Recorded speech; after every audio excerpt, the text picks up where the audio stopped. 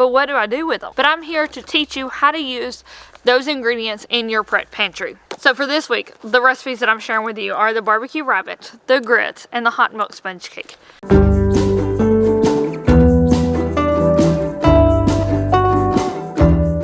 Hey friends, and welcome back. If you're new around here, I'm Megan. It's nice to have you around. For the month of January and February, I have been participating in the Three Rivers Pantry Challenge. Now, everybody who's participating in this is trying to use the hashtag 3 Rivers Challenge, and it will be hashtagged in the description box, so you can click on it and go see all the other videos that are linked up with it. This is a challenge that the Three Rivers Homestead puts on every year for January and February, where you try to eat based off of your pantry ingredients. Now, everybody who's joined in on this challenge is doing things a little different for their family. For me, I'm allowing my family $25 a week, mainly for dairy and eggs, because we don't produce those on our off-grid homestead. And we kind of need to refresh them every single week because we go through a lot. And then I'm also allowing for any extra of that to be used for dry pantry ingredients or other things that we may need.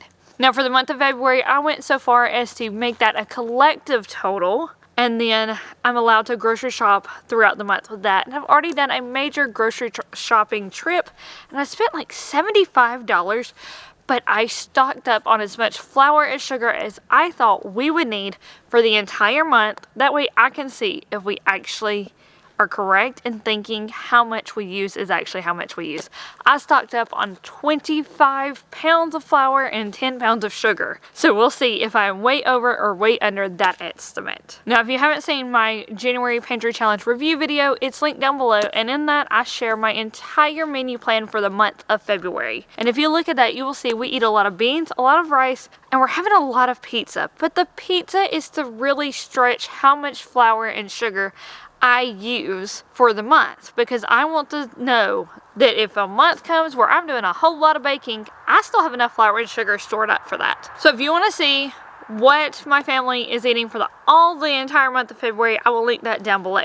Now, I also do on these videos, I share 3 to 4 recipes that my family made that week that I think you will enjoy. Now, each of these recipes are a little different. Some of them are very, very simple, like how to make old-fashioned oatmeals. And in this video, I'm going to show you how to make grits from scratch. Now, the reason I do these type of recipes is because I am basing them off of what I think you need to have in your prepped pantry. You're not going to have rabbit, even though that's one of the recipes I have in this week's video, but I think everybody should raise meat rabbits on their homestead. They breed very easily.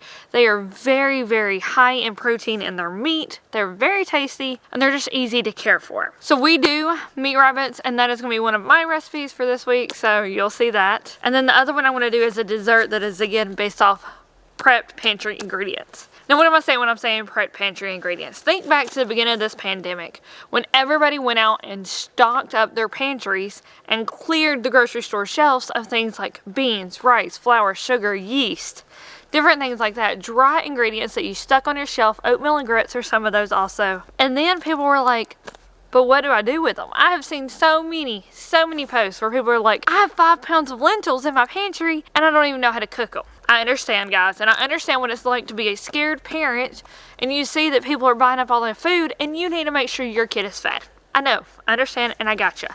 But I'm here to teach you how to use those ingredients in your prep pantry. So I'm really trying to focus on those recipes when I share them on my channel. They are recipes that I think you will have every ingredient on hand in your kitchen and in your prep pantry to make them. With the one exception that I'll throw in a few that are kind of mix it up, like the BBQ Rabbit. And that's just because I think everybody needs rabbits on their homestead. But aside from that, this week I'll also be doing grits, and then there's a dessert that I'm going to try. It's called a hot milk sponge cake. It is in my mom's recipe book, and I have never made it before. But when I was flipping through the recipes the other day, I realized that all of those ingredients are always on hand in my pantry and in my kitchen and in my fridge. And so why not try it? If it's something my family loves, then I can get it into our regular rotation and keep using those ingredients that I keep stocked up. Now, for every recipe I share, I will be posting them over on my blog, www.livingthehightlife.com. Sometimes it takes me a few days to get them up. I'm just going to go ahead and say that. But once I do put them up, I do try to link them down in the description box below also. So if you're looking for a recipe and it's not up over there and you're wanting to print it out or something, just keep checking back to the description box. I am a mom to a toddler, and I am helping my husband build our off-grid homestead from raw land. Everything we're doing out here, we're cutting down our own trees, we're milling our own wood, and we're building it up from the ground up. So sometimes my life gets a little crazy, and it's taken me a little bit to get those recipes up, and I am so sorry about that, but I am trying, guys. I do put out 3 YouTube videos a week. Every Monday it has to do with cooking, and I'm trying to focus on prepped pantry items, different recipes that I can get with that for the months of January and February. It has, of course, been the pantry challenge. But after this, even when the challenge is over, every Monday I will have a new Cook With Me Monday video and a recipe video for you. And then on Wednesdays and Fridays, I also put out what is going on our off-grid homestead. How are we building our homestead up from raw land? So if you're interested in what it's like to live off-grid or to build up from raw land, go check those videos out as well. So for this week, the recipes that I'm sharing with you are the barbecue rabbit, the grits, and the hot milk sponge cake. So stay tuned and check those recipes out now.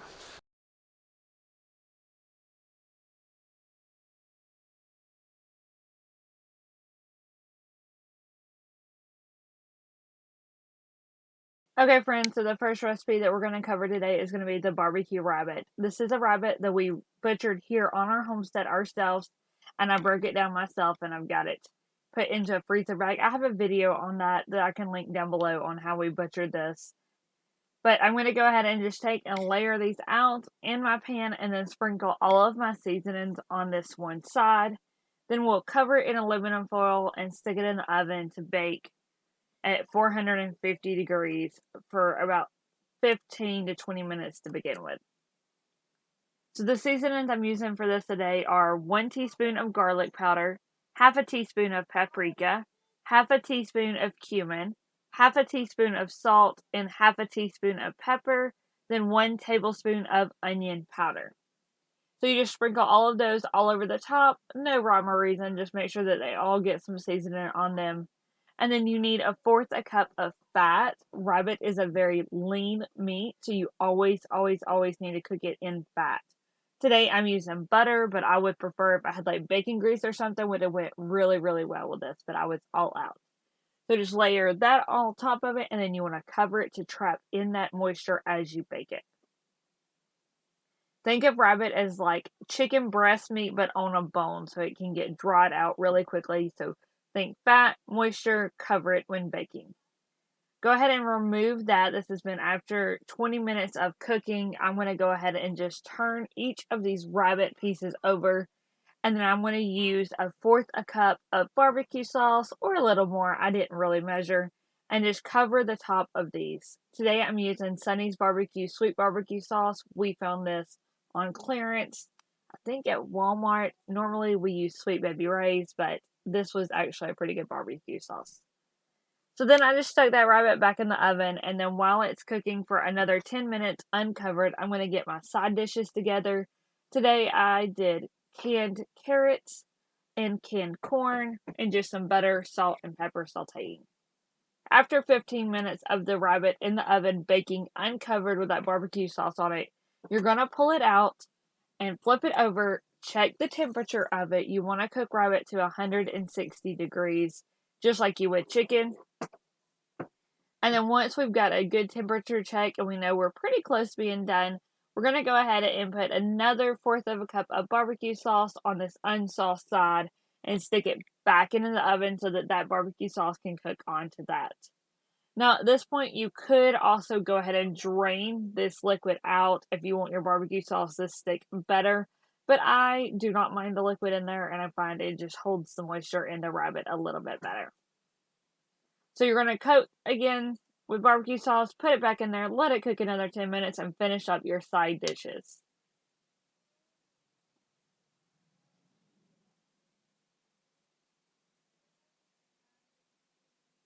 And then after that, you do a temperature check. If we hit 160 degrees, we are done. And look at that beautiful dinner. Declan loved it. Next on our list is going to be grits. Grits is a very simple meal that you can make out of pantry stocked ingredients, and it's so easy to do. The ratio is 1/4 cup of grits per 1 cup of water, and 1/4 a cup of grits is about 1 serving size.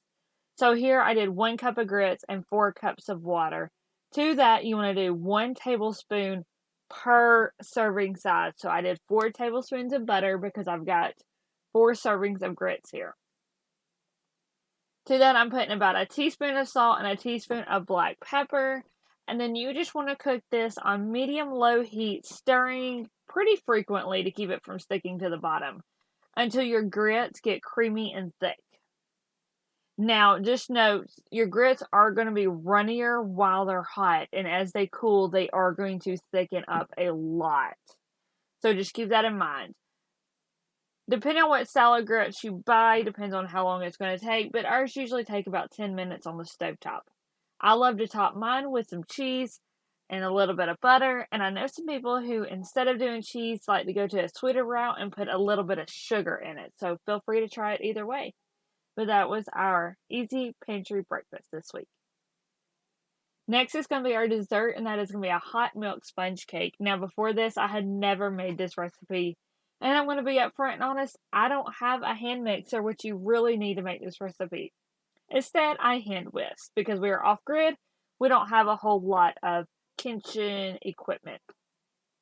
So we're going to start off with 2 eggs in our bowl and whisk them vigorously. You're trying to get them frothy and fluffy. Once you get them to a frothy and fluffy point, if you had a hand mixer about 4 minutes in, then you're going to want to slowly add in 1 cup of sugar to your 2 eggs. I added this in 1/4 of a cup at a time and kept whisking in between to keep it really mixed in and to keep my eggs frothy. So I do 1/4 of a cup, and then I mix really well. And then 1/4 of a cup, and mix really well. And do that till you have your entire cup of sugar in your eggs. Alright, so we are getting a little bit of froth. Not as much as I bet I would have got with a hand mixer, but that's okay. It still came out great.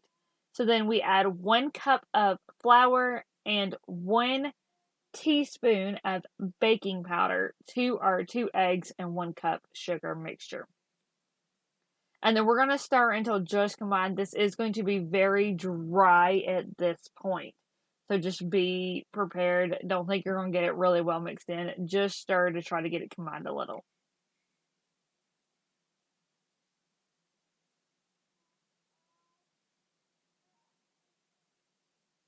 Set that to the side, and next we want to heat 2 tablespoons of butter and 1/2 a cup of milk together until your butter is melted.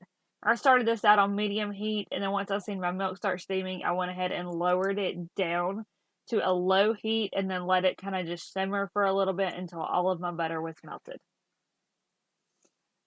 Then you're going to take this hot mixture and pour it directly into your other bowl that you had set aside. And then stir pretty quickly, because remember, you have eggs in there, and so this hot mixture is going to start cooking your eggs if you don't get it all stirred in very quickly. Now, I went ahead and added in 1 tablespoon of vanilla as well. I don't see that in the footage, but it did happen. The recipe does not originally call for it, but I don't make cake without vanilla, so I added vanilla. Go ahead and grease you a 9x9 pan. This is about the only pan I have. We live in an RV. We don't have a whole lot of space, so this is what I'm using. And then once that's greased, go ahead and just pour your cake batter in there. And then you are going to bake it at 350 degrees for about 20 to 25 minutes. I just did until it was golden brown on top. And I pulled it out. It did not rise as much as I expected a sponge cake to, but that's because I couldn't whip it good enough with just my hand. I needed a mixer to get it to rise more. However, this cake was delicious. It is very, very sweet. And so it would have been perfect with some like tart berries or something on top. But I loved it. I didn't think it needed Okay, so what did you think of the recipe? Are you going to try to cook any of them? Let me know in the comments below. Now, before we go any further and I talk about our meal plan for the week and what we did great on, what we messed up on, I have to go ahead and let you know, I totally failed on my pantry challenge this week. Y'all, I didn't mean to. So it was just one of those homestead project days where we ran out of nails and we're building our meat rabbit colony, and then we didn't have enough roofing, and I ended up driving to Lowe's twice. It's an hour round trip just to go to Lowe's. And then I got stopped in a roadblock, and that took forever coming back. And I was just over it, and I went through Chick-fil-A drive-thru. I did. And it was on a leftovers night, guy. I had no excuse. Leftovers take so little time just to heat up and get on the table. And I wish we would have done leftovers instead. Because not only did I remember how expensive Chick-fil-A is, I spent more on one meal at Chick-fil-A than I allotted myself for a grocery budget for each week. Y'all, that's crazy. It was like $30 at Chick-fil-A for 3 people. And my family has been doing $25 a week during this pantry challenge. And we've had extra each week. So that's just like a sign that we really don't need to be eating out like that. And then on top of that, by the time we got it back home, because it's quite the trek from Lowe's, and then we had to do rabbit chores and take care of the dog and everything. By the time we sat down to eat, it was cold. And Chick-fil-A chicken nuggets and fries are not that great cold. They're not as bad as other fast food restaurants cold, but it still was not that great cold. So it wasn't even worth it in the end. But I have to let y'all know, I totally failed on my pantry challenge this week, and I'm admitting to it. I'm giving it to you up front, and I'm letting you know it happened. This is coming up to be a new week though. We're off to a fresh start, and so I'm not going to let that fail get me down. I'm not going to let it knock me out of the pantry challenge. I'm starting over fresh. We'll see how I do for this week. So with that in mind, if you've seen our meal plan, we were supposed to have beans on Sunday, beans and rice on Monday, BBQ Rabbit on Tuesday, chicken pot pie Wednesday, leftovers Thursday, pizza Friday, and pulled pork Saturday. We did the beans on Sunday. On Monday, I didn't even make rice. I think we worked until way past dark and we were late getting dinner going. And so I did just beans. We just heated up beans and we had that. And then I did do the BBQ Rabbit on Tuesday, which is Declan's favorite. And he was like picking the bones clean as he was eating it. It was so cute. So cute. He's a mess. But he really loved it. And so I just did 2 veggies with the BBQ Rabbit instead of the rice because I didn't have it left over. Tuesday I did chicken pot pie, which is really like chicken pot pie filling with biscuits is how I do it. And it was good. Thursday was my night of weakness and we went to Chick-fil-A, and that was leftover night. That still irks me. Friday we didn't do pizza. I didn't do my sausage and pepper toppings. I did just cheese because I didn't lay out the sausage or peppers from the freezer, so they didn't get used up. And then Saturday was supposed to be pulled pork and rolls, and instead I literally did leftovers that day because we didn't eat them up on Thursday. We had Chick-fil-A. So that's how my week went. Now, for this upcoming week, we have beans that are supposed to be a Sunday and Monday thing, of course. For this coming up week, I'm going to do a meatless chili. It is not something I've ever done before. I love beef in my chili, but I love beans in my chili also. And this week, I'm going to try to do a meatless chili and use up those lentils that I know people have in their pantry and they don't know how to use. They're going to be in place of my ground beef. So stay tuned. Next week I will show you that video and show you how our meatless chili went that is based off just beans and lentils and pantry ingredients. But that is how it's went for us so far this week. Let me know if you were in the pantry challenge and how it's going for y'all. And I will see y'all next Monday. Bye friends.